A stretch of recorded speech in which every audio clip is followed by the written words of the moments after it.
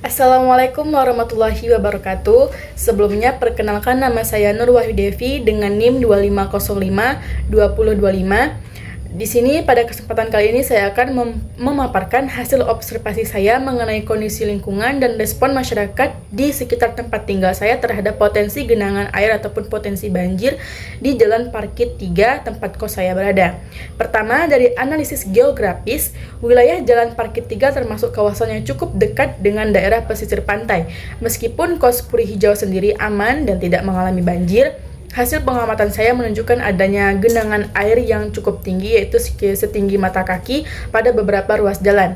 Genangan ini terutama disebabkan oleh drainase yang kurang optimal, saluran air yang tersumbat, kemudian berkurangnya area resapan karena pembangunan, serta keberadaan empang di dekat kos saya meningkatkan potensi limpasan ataupun luapan air ketika hujan turun dengan intensitas tinggi.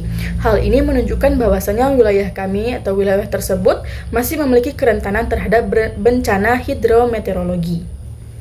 Kedua, dari aspek resiliensi masyarakat, warga dan kami para penghuni kos menunjukkan kemampuan beradaptasi yang cukup baik. Kami pun para penghuni kos mengamankan barang-barang penting kami ke tempat yang tinggi, membatasi aktivitas di luar rumah, serta memilih jalur ataupun jalan yang tidak tergenang air. Kejadian pada tanggal 27 November di mana beredarlah informasi potensi banjir bandang sempat membuat kami para penghuni kos dan warga panik dan bersiap mengungsi. Meskipun bencana tersebut tidak terjadi di wilayah kami, peristiwa ini memperlihatkan bahwasannya kewaspadaan kami cukup tinggi, kewaspadaan masyarakat pun cukup tinggi baik secara fisik maupun psikologis. Selanjutnya, dari analisis solidaritas sosial, terlihat bahwasannya warga dan penghuni kos memiliki solidaritas yang erat. Mereka berinisiatif untuk kerja bakti, membersihkan selokan yang terlihat tersumbat, kemudian saling mengingatkan mengenai kondisi cuaca, serta berbagi informasi melalui grup WhatsApp. Bentuk gotong royong ini menjadilah modal awal sosial yang sangat penting karena dapat mengurangi kepanikan dan memperkuat ketahanan komunitas. 4. Dalam aspek civic responsibility, pemerintah, kelurahan, serta pengurus RT, RW menunjukkan respons yang cukup cepat.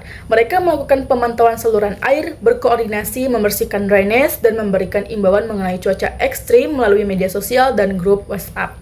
Respon ini menunjukkan adanya governance lokal yang berjalan dengan efektif, di mana pemerintah tingkat bawah menjadi garda terdepan dalam menghadapi potensi bencana kecil. 5. Dari perspektif kebijakan politik, pemerintah Provinsi Sumatera Barat telah menetapkan beberapa kebijakan seperti penetapan status tanggap darurat, surat edaran kewaspadaan cuaca ekstrim, koordinasi lintas sektor, instruksi pembersihan drainase, hingga ke pendirian posko siaga bencana. Kebijakan-kebijakan tersebutlah yang mencerminkan pendekatan kebijakan publik yang bersifat preventif serta pola multi-aktor governance, di mana penanganan bencana melibatkan berbagai lembaga dan tingkat pemerintahan. Jika dilihat dari perspektif ilmu politik, penanganan bencana ini mencerminkan bagaimana governance, legitimasi, kebijakan publik, dan partisipasi masyarakat saling berperan. Pemerintah membuat kebijakan, pemerintah lokal menjalankan koordinasi di lapangan, dan masyarakat pun ikut berpartisipasi aktif. Secara aktif untuk kolaborasi inilah yang membuat situasi genangan tersebut menjadi tetap dapat terkendali. Sebagai kesimpulannya, meskipun wilayah sekitar kos saya tidak mengalami banjir besar, potensi genangan tetap ada dan perlu diantisipasi.